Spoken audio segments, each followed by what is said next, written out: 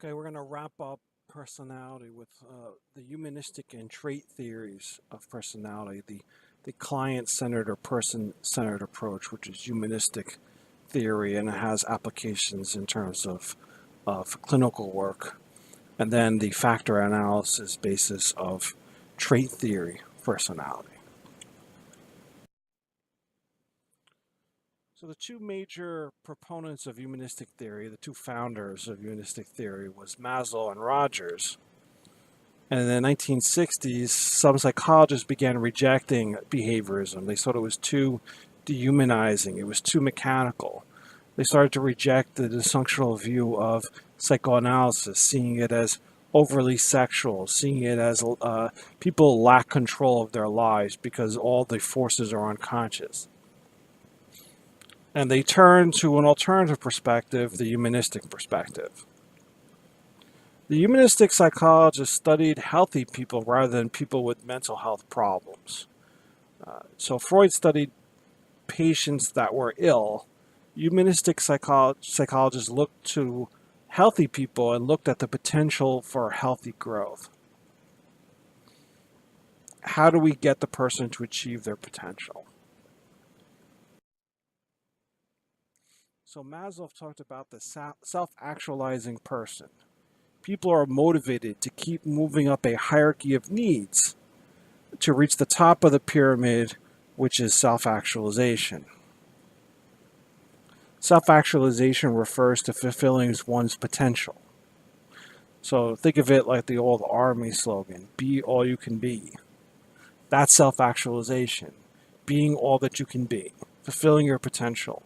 But you can't fulfill your potential unless you meet the various needs along the way, the physiological needs, like feeding yourself, safety needs, like shelter. Are you safe in your environment? Do you have a place to live, or are you out on the street, right? Belonging needs, needs for friends and family, esteem needs, feeling good about yourself. And once you meet all of these basic needs, you move up the pyramid to self-actualization, which is being all that you can be. But you can't reach self-actualization until you have all the needs below it. In a state of self-actualization, a person's personality includes being self-aware, self-accepting, open to others, ethical, spontaneous, loving and caring, and focusing on a greater mission in life rather than social acceptance. So you're not looking to make friends, you're looking to change the world in some way, if you want to think of it that way. Have a big impact on the world as much as you can. Carl Rogers started the idea of humanistic psychotherapy, and he called this the client-centered approach or person-centered approach. He agreed that people have natural tendencies to grow. They move towards self-actualization, like Maslow had suggested. Rogers believed that there were three conditions that facilitated this growth. Genuineness, that's being honest. It's not being fake. So being honest with the other person. If you're honest with the other person, if you're genuine, if you're direct, you're not lying to them. This is going to push themselves to realize where they really are in life, and to grow from there. Acceptance, which Rogers termed unconditional positive regard. Acknowledging your feelings, acknowledging your problems, don't pass judgment. So accepting people for who they are, regardless of the flaws that they have. That's unconditional positive regard. Just total acceptance. And that's very rare in today's society. In relationships, your significant other likes you better when you behave a certain way, or when you do a certain thing, or act a certain way, right? So people put conditions of worth on other people's behavior. Unfortunately, some people are driven just by money. They love you more when you provide money for them.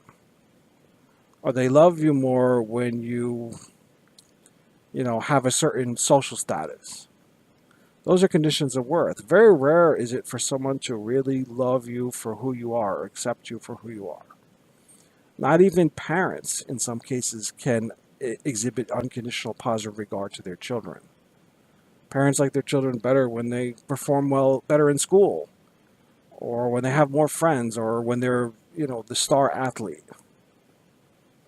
So establishing unconditional positive regard, which is this complete self-acceptance, uh, acceptance of another person. So you love them for who they are, you accept them for who they are. That's what Roger strived to get people to pursue. Unconditional positive regard. So as a therapist, Roger shows this unconditional positive regard to his clients.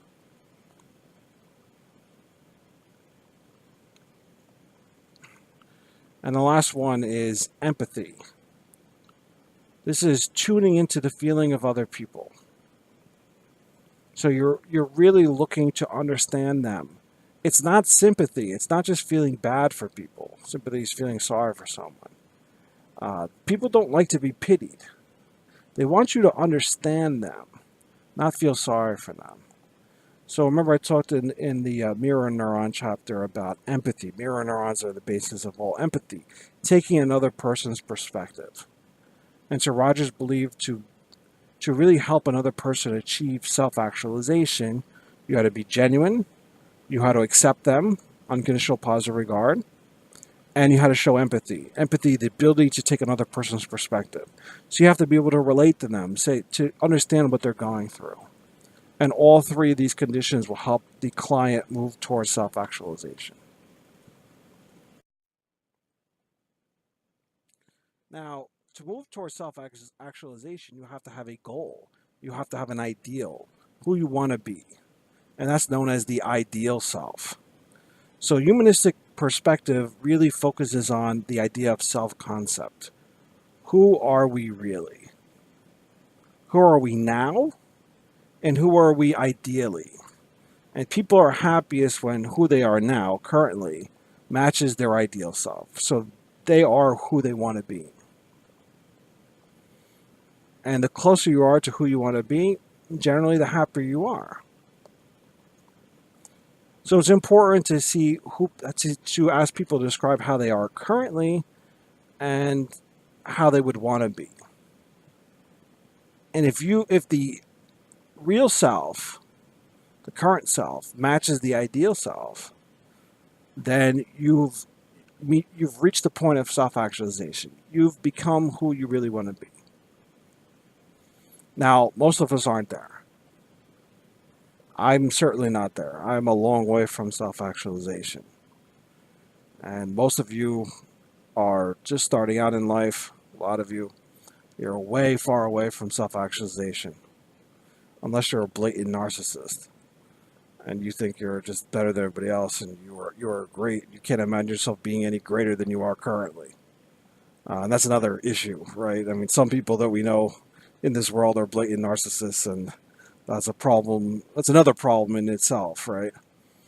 But who are you now and who do you want to be? And try to minimize that gap. So you want to ask yourself, how do you see yourself now?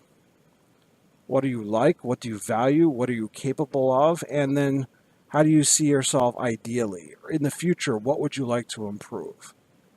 And that's how you motivate change, trying to drive the actual self or the real self to the ideal self, who you want to be. That's how you push towards self-actualization. Now, sometimes your ideal self is unrealistic. So if you say, I want to be a multi-billionaire, well, maybe you really want to be a multi-billionaire, but not all of us can be multi-billionaires. That may not be realistic. And so then you have to learn self-acceptance, right? So I have to just accept myself, try to be the best I can be realistically and accept my limitations. Like personally, I can't be, not that I really want to be a billionaire, but I wouldn't be able to accomplish that. I'd have to completely change my whole life. And even if I was the most motivated and one of the smartest people out there, and I had my own companies, and I was an inventor of some sort, and I was a really savvy business person. That still doesn't mean you'll be a billionaire, right? All those things could be checked off. All those correlates of, making tons of money can be checked off, and you still won't get there. A lot of luck has to be involved in all of this as well. So sometimes we have to realize that we can strive to be the best we can be, but we may not attain goals if they're unrealistic. So your idealistic self may be unrealistic, and we have to learn to accept ourselves for being the best we can possibly be, and maybe not living up to these outlandish expectations sometimes.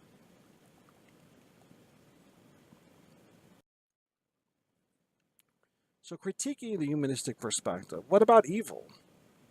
If people have the potential for healthy growth, why are there evil people in the world?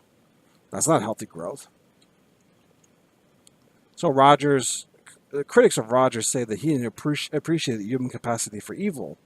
Rogers countered by talking about evil as a social phenomenon, not an individual trait.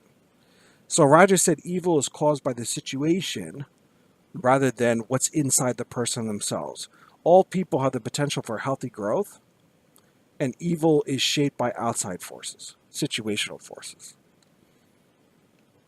And there's some evidence within social psychology to back that up, to suggest that situational factors have a large influence on antisocial behavior rather than the person's inborn personality traits.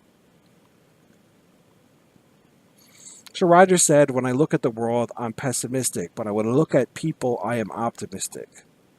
So people are inherently good. It's the world, it's society that can lead to evil, not not the individual human being. So that's a really interesting way of looking at it, that corruption happens on a societal level, on an environmental level, rather than on an individual level. Self acceptance is not the end. It allows us to move on from defending our own needs to loving and caring for others. So, you may not reach your ideal, but you accept where you are. And accepting yourself for who you are and being happy with yourself allows us to spread that love to other people.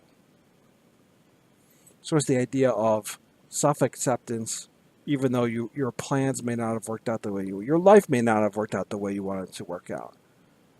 But you're making the best of your situation, right? Maybe you wanted this really great career and then you got sick and you realized that you couldn't reach that height because of your illness. Now you have to learn to just accept being the best you can be in your current state.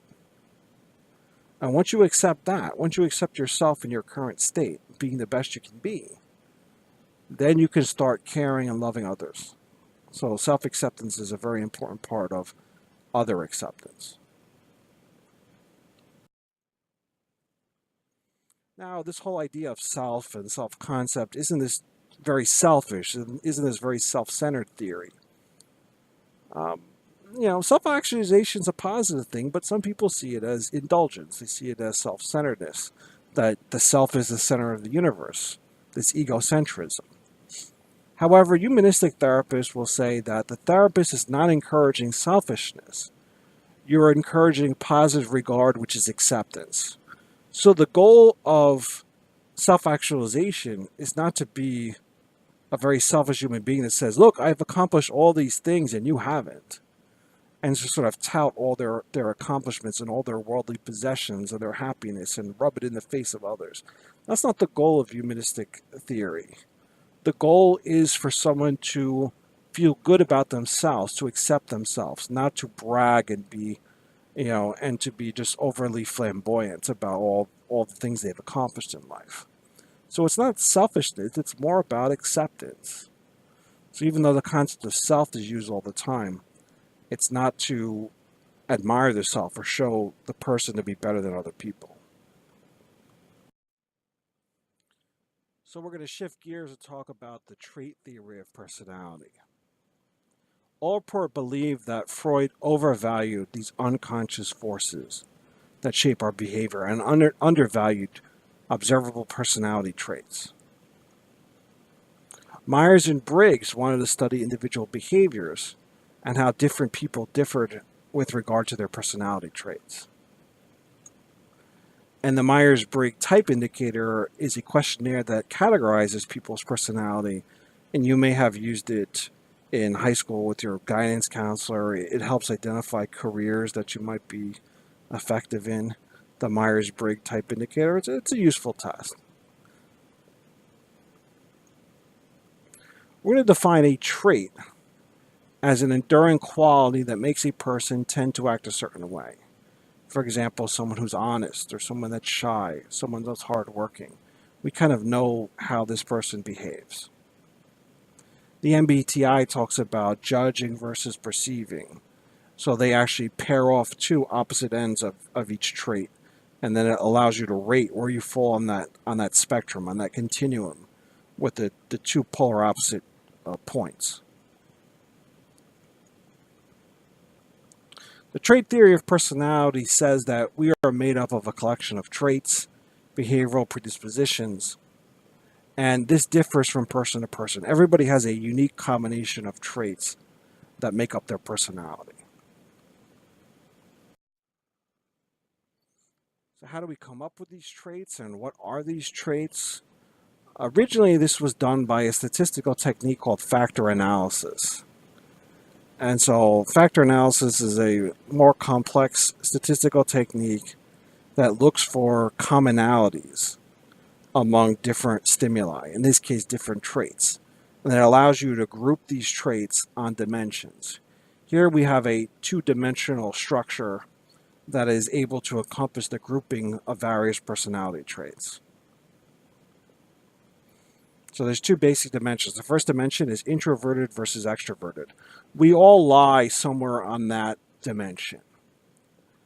I tend to be more introverted personally. Introverted people keep to themselves. They're shy, they're thoughtful, they're controlled. They may be called passive. And extroverted people are the outgoing, life of the party, very talkative people. Can be overly flamboyant at times, very excitable. Those are the extroverts.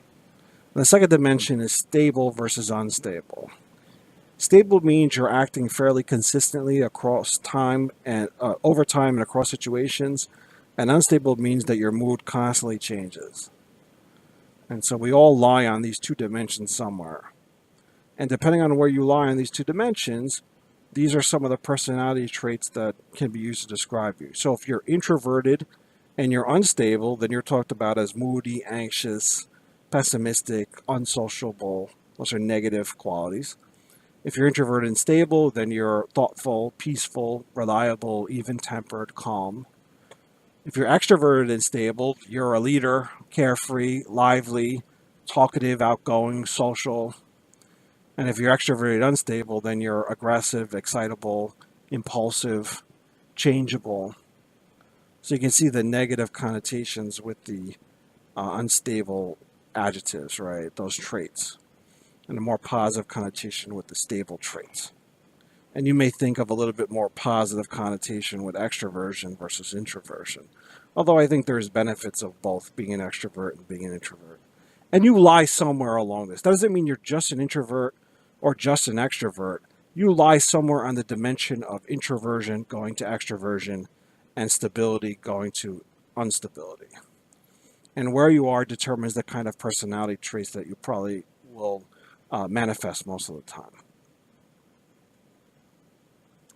And research supports the ideas that variations in these personality traits on these two dimensions, introversion, extroversion, stability, instability, is genetically based. So a lot of this is genetics and outside your control.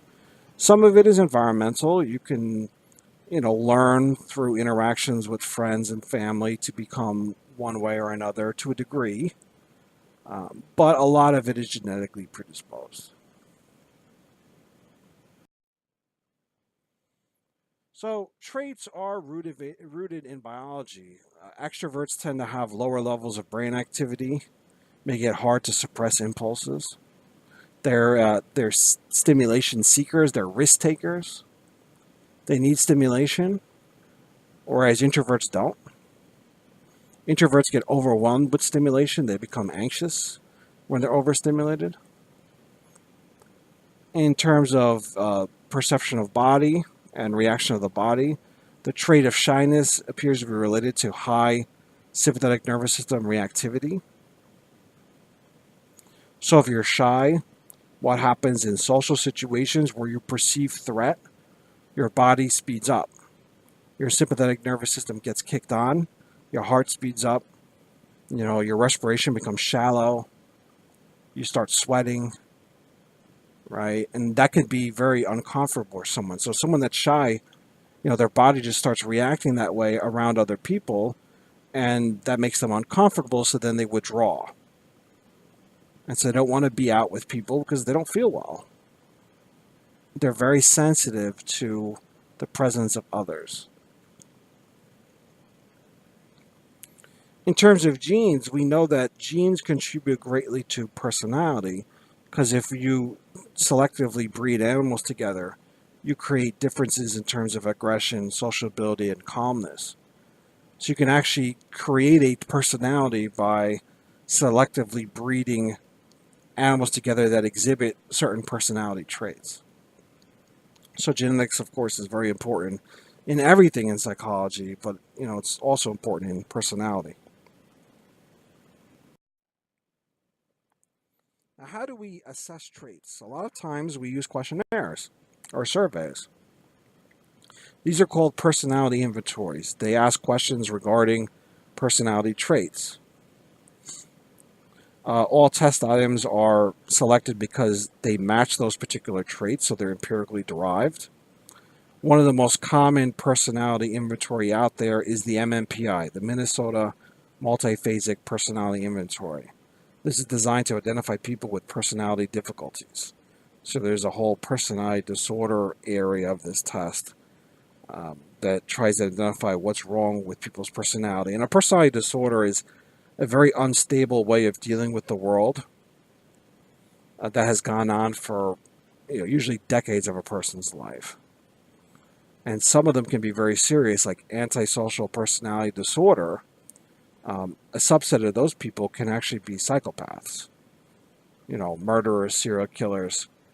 You also have the borderline personality disorder patients, and they tend to be extremely impulsive, extremely suicidal, and they could be a danger, especially to themselves.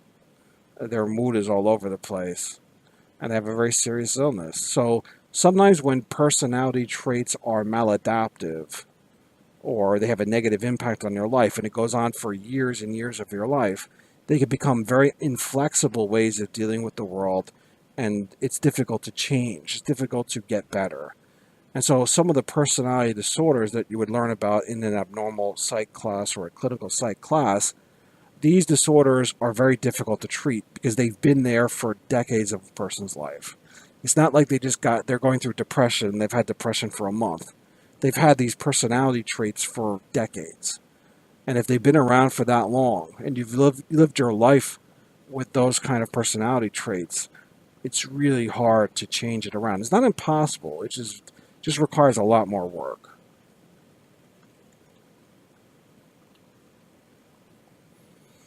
For example, a questionnaire assessing depression could look at certain statements that depressed people tend to respond yes to.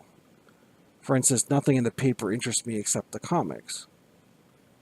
If that's showing a lack of interest in ordinary daily activities, that can be an indicator. Now, that's not the only indicator because maybe you don't care about what's going on in the world, you're sick of it, and you just want some entertainment.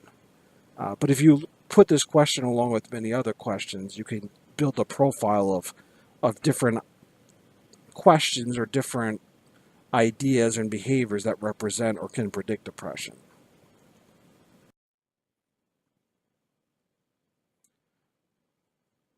Personality has always been sort of read through, I would say, extraordinary means.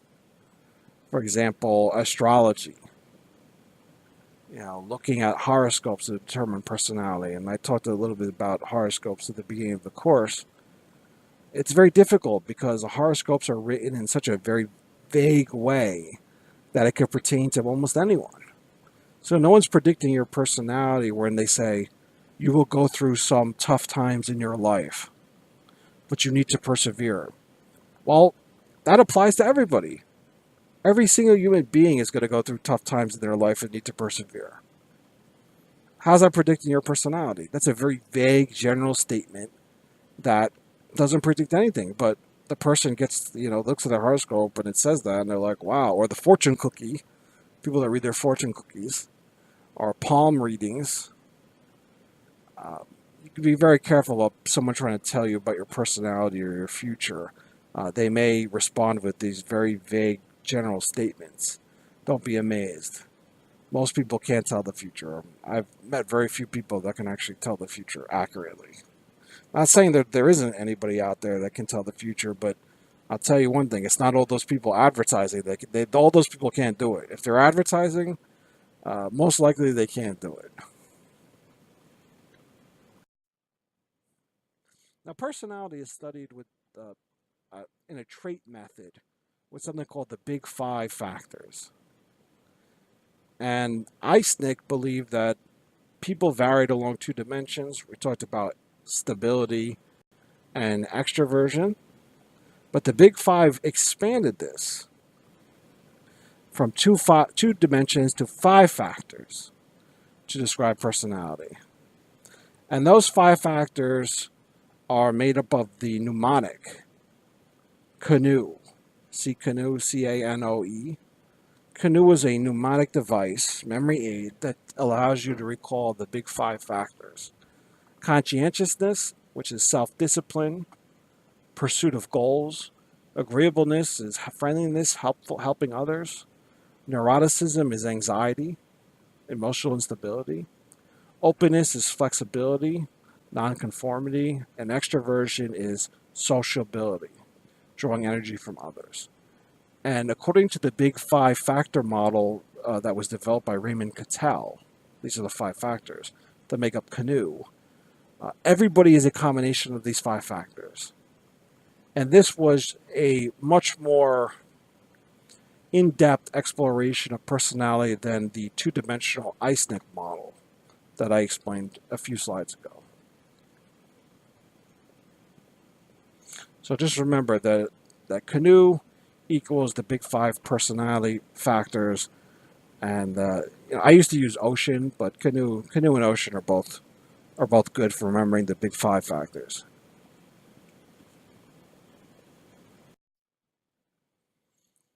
As you can see here, conscientiousness. If you're low on conscientiousness, you tend to be disorganized, careless, impulsive. If you're high, you tend to be disciplined and organized. If you're low on agreeableness, you tend to be uncooperative, suspicious. If you're high, you tend to be trusting and helpful. If you're low on neuroticism, you're calm and secure. If you're high on neuroticism, you're anxious, you're self-pitying, insecure.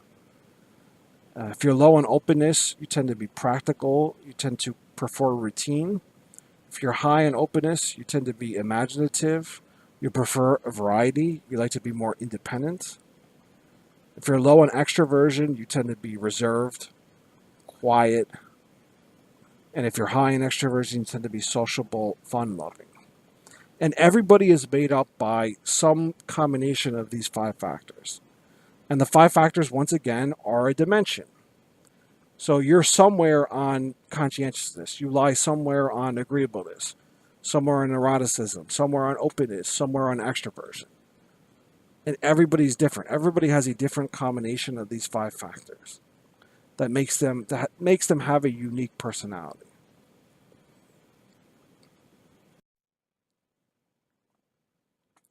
So some ongoing research. How stable are these traits? How much do they vary across the lifespan, the big five? Well, we know in adulthood, people become more conscientious and more agreeable than when they were younger, adolescents and children. And they also become less extroverted, less neurotic, and less open about things.